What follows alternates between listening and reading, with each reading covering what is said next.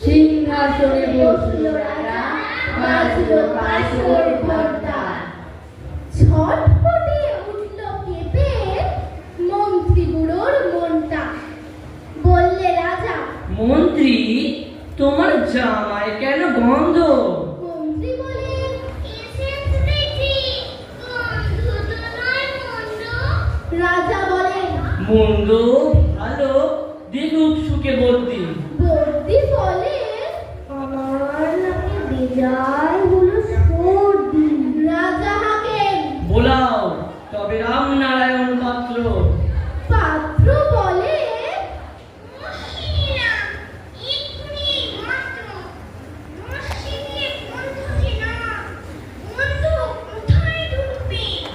রাজা বলেন, কোটাল তবে এগিয়ে এসো, শুকবে। কোটাল বলে, পান খেয়েছি মশলা তাতে গন্ধে গায়ে মুন্ড আমার একেবারে ভরপুর। রাজা বলেন, আসুক তবে শের পালোয়ান ভীমসিং। ভীম বলে, আজ আজ করছে আমার সমস্ত কাজে। রাতে আমার বুখার হলো, বলছি হুজুর ঠিকঠাক। বলেই ছিল রাজসভাতে চক্ষু বুজে চিৎপাত। বলেই ছিল রাজসভাতে চক্ষু বুজে চিৎপাত। রাজার শালা চন্দ্রকেতু তারেই ধরে শেষটা। বললে রাজা, তুমি না হয় করো না ভাই চেষ্টা। চন্দ্র বলেন, মারতে চাও তো ডাকাও না তো জন্নাথ। কত সুখে মরতে হবে এ আমার কি আল্লাহ।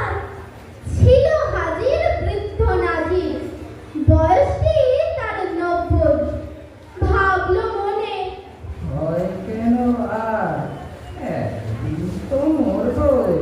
সাহস করে বললে বুড়ো, কি সবাই বকছি, শুনতে পারি হুকুম পেলে, এবং পেলে বকছি।